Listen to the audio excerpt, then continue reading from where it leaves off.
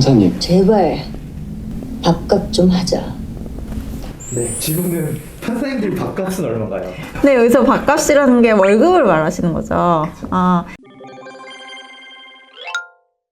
헬로, 부동산 형사 전문 이승은 변호사입니다. 요새 넷플릭스 시리즈 중에 소년심판이 되게 핫한 걸로 알고 있는데요. 재밌게 보고 있어요, 저도. 근데 그 소년심판에 나온 판사의 어떤 위치라던가 현재 법 현실과 관련해서 어떤 괴리가 어느 정도 있는지 오늘은 그 얘기 좀 해보려고 합니다. 그래도 제가 이 얘기를 좀 할 수 있는 거는 제가 이제 재판연구원 경력이 2년이 있었고 서울중앙지방법원에서 1년, 서울고등법원에서 1년을 판사님들을 모시고 일을 했던 경력을 바탕으로 얘기를 해보려고 해요. 재판연구원에 관한 얘기는 저 위에 영상으로 이쪽으로 영상에 좀 보시면은 아실 것 같고 재판연구원 때의 경력을 바탕으로 소년심판 얘기를 좀 해보겠습니다.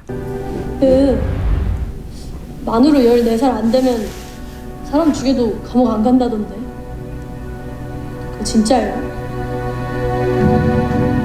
질문이 촉법소년이 무엇인지 그 이들의 형량이 어떻게 되는지. 실제로 촉법소년이라는 거는 형사 미성년자를 말을 하는데 10살부터 14세까지 소년을 촉법소년이라고 해요. 근데 형사 처벌을 받을 능력이 없다라고 해갖고는 죄를 저질러도 그 실제로 죄로 처벌을 하지 않도록 하는 것이 법의 어떤 취지거든요. 여기서 출연한 범죄자가 14세가 넘지 않을 경우에는 촉법소년에 해당해서 형사 무능력자가 되고 실제로 죄를 저질러도 처벌을 받지 않게 되는 거예요. 소년법상 형사 형벌에 대해서 1호부터 10호 까지에 대한 것만 이렇게 처벌을 받는데 9호, 10호에 해당하는 죄를 범하는 경우는 가장 중한 죄로 벌을 하게 되는데 그렇게 아주 사람을 죽이더라도 장기 2년의 소년원만 가게 되는 거기 때문에 그리고 실제로 장기 2년을 갈 경우에 1년 한 4개월 정도의 가석방이 된다고 해요. 그래서 소년에는 간 기간은 되게 짧은 거죠. 그렇기 때문에 중한 범죄를 저질러도 크게 뭔가 벌을 받는 그건 해당하지 않는다는 거예요.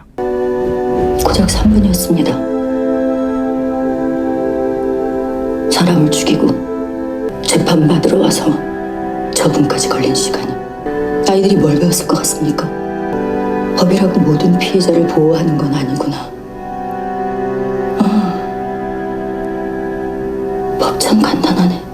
실제 이렇게 촉법소년 한 명에게 네. 하려는 시간이 네. 평균 3분이라고 하는데 실제로 그런지 이게 어떤 점에서 좀 문제가 있는지. 네, 그 말 자체는 사실 어폐가 있는 것 같은 게 3분이라고 하는 거는 그냥 어쨌든 이 상황에서 그 정도로 신경을 쓰지 않았다라고 말을 하는 것 같은데 사실 촉법 소년에 따라서 소년 재판부 거기서도 기록을 다 보고 판단을 하는 거기 때문에 꼭 그렇게 3분이라고 단정 지을 수도 없고 진짜 기록이 큰 사건의 경우에는 뭐 10분이 넘어가는 경우도 있고 근데 다만 소년 재판부의 경우에는 단독 판사 한 분이 소년만 계속 바뀌는 상태로 지금 재판을 하는 거라서 3분 안에 끝났다라고 말을 하게 되는 것 같아요. 근데 그만큼 재판이 되게 간단하다고 생각을 해서 그랬던 것 같기도 하고요. 실제로 3분 안에 끝나는 재판이 있을 수는 없는 거기 때문에 3분이라고 단정 지을 수는 없다고 생각을 합니다. 근데 사실 소년 재판부가 우리나라가 따로 있는 건 아니고 가정법원 안에 소년부가 따로 있는 거거든요. 그래서 소년 범죄들이 되게 많이 일어날 경우에 업무가 되게 과중될 수가 있는 거잖아요. 그 차원에서 간단한 거는 빨리 끝낸다 이런 거지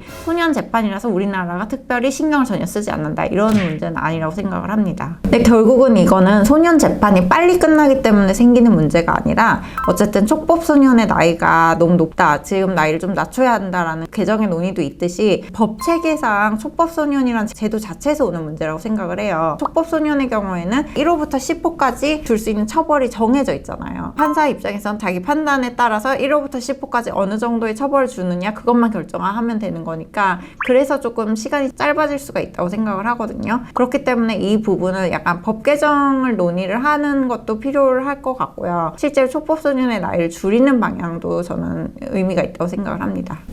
약속은 하신 걸까요? 약속 안 해도 됩니다. 저는 내가 그 심은석이거든. 내가 우배석이니까 말 놔도 되지? 질문이 자배석과 우배석의 어떤 네, 자배석이랑 우배석이나 뭔지 보니까 말 놓는다고 하잖아요. 네, 판사들 네. 간의 문화, 법조계 문화가 좀 어떤지. 제가 법원에 한 2년 정도 근무를 했었던 거기 때문에 되게 짧게 근무를 한 거였거든요. 그래서 실제로 저는 자배석 판사와 우배석 판사가 서로 말을 놓거나 그런 경우, 혹은 부장님이 저희한테 반말을 하거나 그런 경우를 본 적은 없어요. 하물며 저랑 30년 경력이 나시는 부장 판사님들도 저한테 존댓말 쓰셨거든요. 근데 자배석과 우배석의 차이는 기수가 높을수록 우배석을 하는 거고, 기수가 같을 경우에는 나이가 많으신 분이 우배석을 하더라고요. 그렇기 때문에 우배석이 좌배석보다는 기수나 나이가 높은 건 사실이에요. 실제로 반말을 쓰는 거는 뭐 둘 사이에 합의가 된다면 충분히 가능한 일이고, 법원분들은 저는 반말을, 그건 정말 나이 차이가 정말 많이 나거나, 저는 재판연구원 했으니까 기수 차이도 엄청 많이 났기 때문에 반말 쓰는 거에 대해서는 당연히 그렇다고 생각을 하거든요. 사실 드라마에서는 조금 더 이게 극대화 시키기 위해서 반말 쓸게라고 자기가 바로 단정적으로 얘기를 한 부분, 그런 부분이 조금 있는 것 같아요. 이게 알려지면 경찰뿐 아니라 한예은 신상까지 다 알려질 텐데, 그러다 만약 아니면요, 그 아이 가정까지 법원이 직접 망치는 꼴이 됩니다. 일단 백성우 재판 진행하시고 추가 조사. 추 언제? 피해자 부모 숨 넘어가면 그때 할까? 판사님, 제발 밥값 좀 하자. 네, 질문은 판사님들 밥값은 얼마인가요? 근데 여기서 밥값이라는 게 월급을 말하시는 거죠.